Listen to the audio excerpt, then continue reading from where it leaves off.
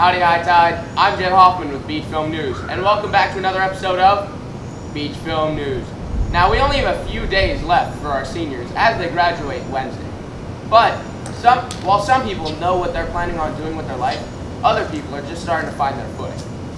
But first, why don't we talk to one of our best students here at Beach High, Ashley Adarica. This year, that student is Ashley Adarica. Ashley is accepting a scholarship from Harvard University and joining her, yes.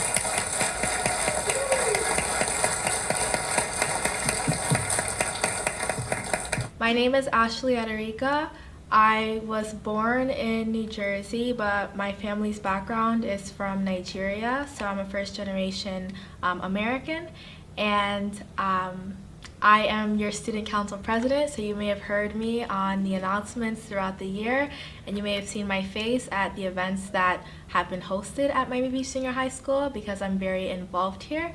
I moved to Miami. I lived on Miami Beach, so I went to North Beach Elementary School. And then I moved to the Biscayne area, so I then transferred to Morningside K-8 Academy. And I moved again. This time I moved to Miami Gardens in a little inner city, Carroll City, and I attended Carroll City Middle School. So from Carroll City Middle School, in ninth grade, in my freshman year, ended up back at Miami Beach Senior High School because I applied through like the school choice, and I was really passionate at the time. I was really passionate about speech and debate, and I knew that Miami Beach Senior High School had an amazing debate program because my sister had been a part of it, so that was the thing that pushed me to come here.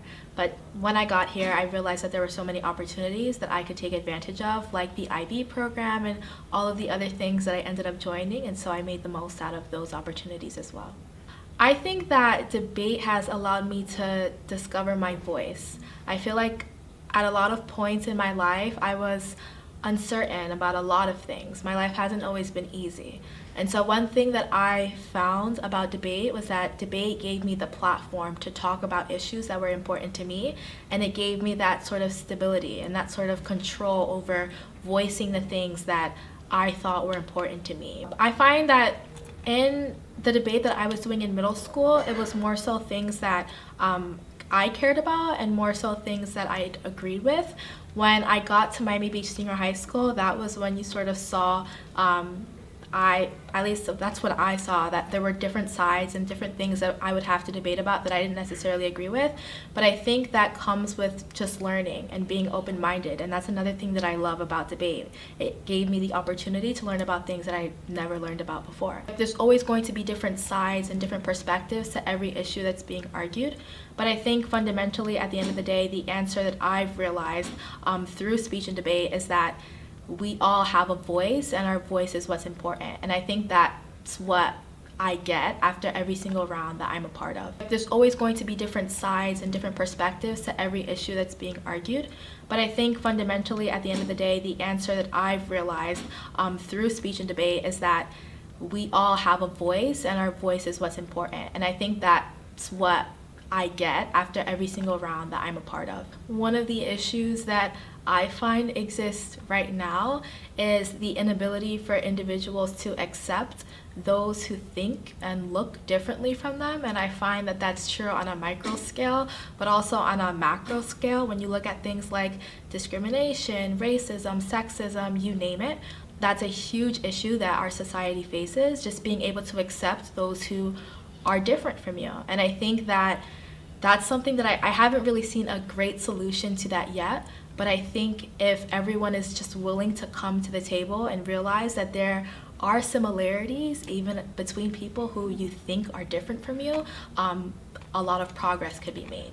I think that the best way to describe my perspective on life, and this is something that has sort of evolved over time and something that I was actually introduced to in 10th grade in Miss Balgobin's psychology class, I try to see life from the sort of the cup half full perspective. My life has not always been easy, and sort of focusing on the difficulties and the challenges is not the way that I want to live my life. I want to live my life from the perspective of understanding that everything that I've gone through and all the experiences that I will go through has a lesson and has a takeaway. And so for me, looking at life as a debate is not necessarily what I look at it as. I look at it as sort of a learning experience and the opportunity, like every day that I wake up, for there to be growth and learning. I want to ultimately do work that is related to community building and empowering communities and empowering marginalized groups. And so for me, that looks like in the short term, becoming some sort of lawyer and expanding my program, Our Story, Our Worth. And in the long term, for me, that looks like working in policy and trying to create that change on a macro level. I guess my message to anyone who is watching this is no matter what your circumstances, no matter what your situation is, continue to dream. Ashley has been a staple of Beach High ever since she came here a few years ago, including her work with the student government. Most would say that she owes a large amount of her life to Beach High, but do you know if you owe anything to Beach High? University, an expectation for some, a dream for others. University and the access to it has been highly controversial in the last decades, especially in the US, where prices for higher education surpass that of most countries. Let's go see what our teachers here at Beach High have to say about these high costs and the student debt they come with. I do have a significant student debt. I do not currently have significant student debt, but I did have a good amount of debt for a long time.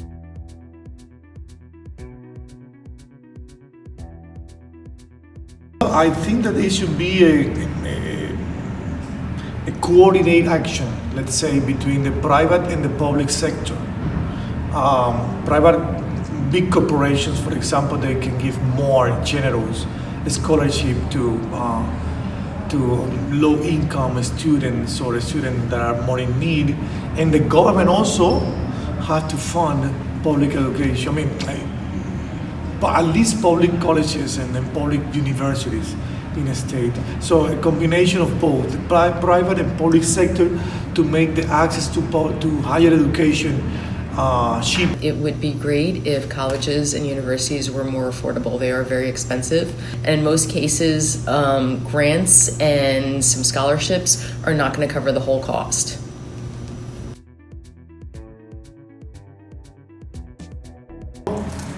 First of all, the student have to be aware of their reality, right? So how many avenues do I have as a student to access funds? Either through the government, the FAFSA application, or through private institutions or corporations. So that student who cannot afford or doesn't have enough money have to look for all the possible avenues, right? Because they are. I think if a student wants to go to college, they have to do everything they can to seek out scholarships. The Bright Future Scholarship is incredible.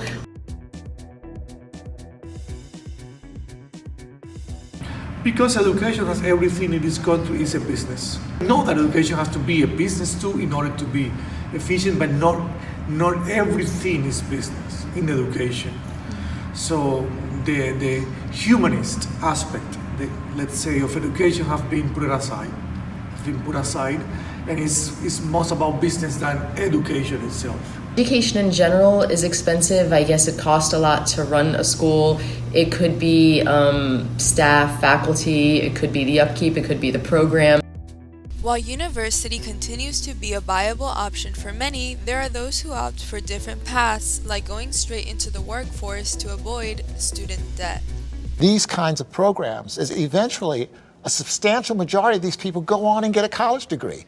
They just didn't get the college degree before they entered the workplace. It is about just recognizing you may start and go a different path.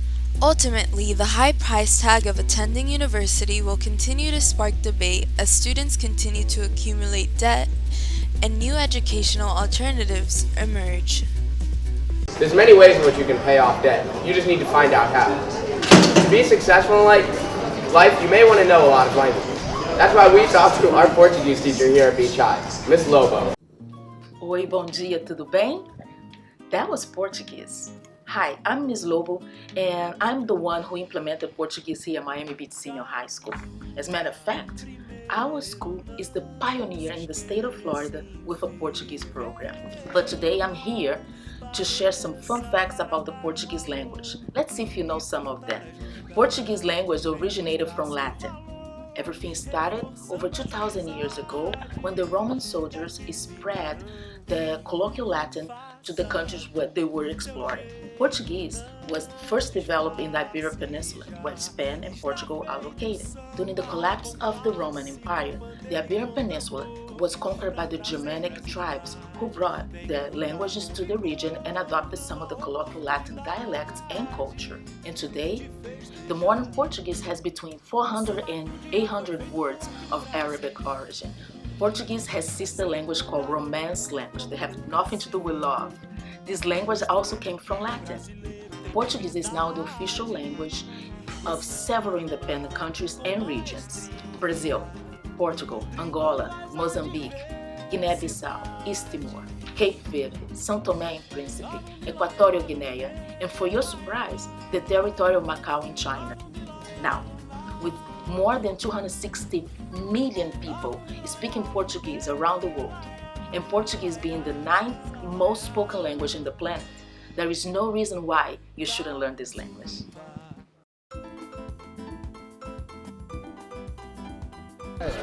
I'm gonna give you a sentence in Portuguese and you have to guess what it means in English. We're gonna give you two options. Eu sou do Brasil. I'm from Brazil.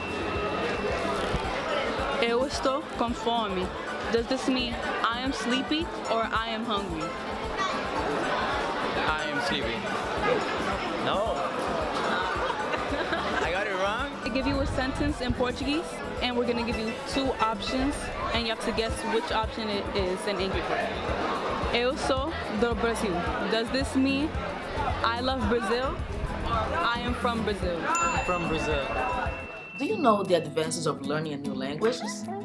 Well, there are so many reasons why you should learn a new language. 1, makes you smarter. 2, boosts academic achievement. 3, provides professional and career advantages. And 4, gives you more social and global skills, among many other reasons. Well, I personally speak 3 languages, and I hope you can also be open to learn new language next year and become bilingual and trilingual. That's all, folks, for now, and I hope to see you guys soon. Ciao. Ms. Lobo has been a high tide for many years now, and she does more than just teach a language. She also teaches a culture, which is why we're here to talk about another teacher who does more than just teach, Miss Carmona. So, guys, who are you guys? Tally Valdez. Right, but what are you doing out here so early in the morning? Traffic, directing traffic, making sure everybody gets in here safe. Yes. It looks incredibly empty right now. Well, wait about 7:05. That's when everybody. Okay, I understand that you're doing the right thing, Mr. Valdez, because that's somewhat your job. But aren't you a teacher, Miss Carmona? Yes, I am. But really, what we're doing out here, there's a triple purpose. So, purpose number 1, safety. Right? We're making sure everybody gets in here safely without causing a crash or running over a student or a staff member. Number 2, we're maintaining order so that we know where the staff parks, where the students park. That way everything stays the way it should be. And number 3, we're the Sunshine Committee. So, every morning, we greet people as they come in. Yes, we dance with Dr. Lemas. Shout out to Dr. Lemas. So we keep it fun because, when people are coming into work every morning, they're somewhat tired, grouchy. So we put a smile on their face so that their day starts off on a good note. Well, why don't we get some t-shirts made? Like the Sunshine, what are you called? The Sunshine the Sunshine Committee? The Sunshine Committee. I like that. I'm supposed to wear this, so they... But maybe you should wear the Sunshine Committee. She can do that. Well, yeah. We're kind of like twins. We're like, Well, we're missing the third wheel. Oh yeah, we're the third wheel. Yeah. What about the policeman? I don't see him out here. No, he gets here at 7. So usually I'm on campus between 5:30, 5:45. What time do you get up? I get up at 4. Oh, I get up at 4:15. Okay. So, and Valdez is here usually at like 5:55, 6 o'clock. So we really take care of this place so that everything runs smoothly. Have you ever had something? Here he comes! Oh my God! There he is! There he is! Oh, that's another one. Okay. That's actually all right. That's actually That's the sergeant. that's John. Oh, John. So How John- many policemen do we have in this place? Oh, we know them all. Well, Lily's out today, so the sergeant. Oh, The sergeant's here okay. today. All right. So- So listen. So usually Do you enjoy doing it? I actually do. Why? Do you get to know everybody or something? I've been doing this since the beginning of the year, and I get to know the kids and their cars, and I get to know the staff. Put a smile on their face. But sometimes I see some kids sneaking around over by the, like one time they parked right next to me. Were you just not aware of that? No, ma'am, that doesn't happen on our watch. Oh, really? That's really. So, does anybody ever do anything really nasty? She's the one in charge. In here, I'm the one in charge out there making it flow. Oh, Yeah, see, so I this take care is of the inside, and he takes care of the outside. okay. Now, I will say that at the beginning of the year, we did have some crashes, but that's before we were doing this. And after we started doing this, the crashes stopped. Well, I think it's amazing of you guys, and thank you very much for doing it from the Beach Film News crew. Oh, somebody's asking you something. Thank you. Gotta go. All right, thank you. It's always great to be treated by her presence every morning. Now, even though her nephew may be a pain, she's a really good teacher here at Beach High. That's all for this week's Beach Film News. For my seniors, see you at graduation. I've been Jed, you've been you, goodbye. Aloha.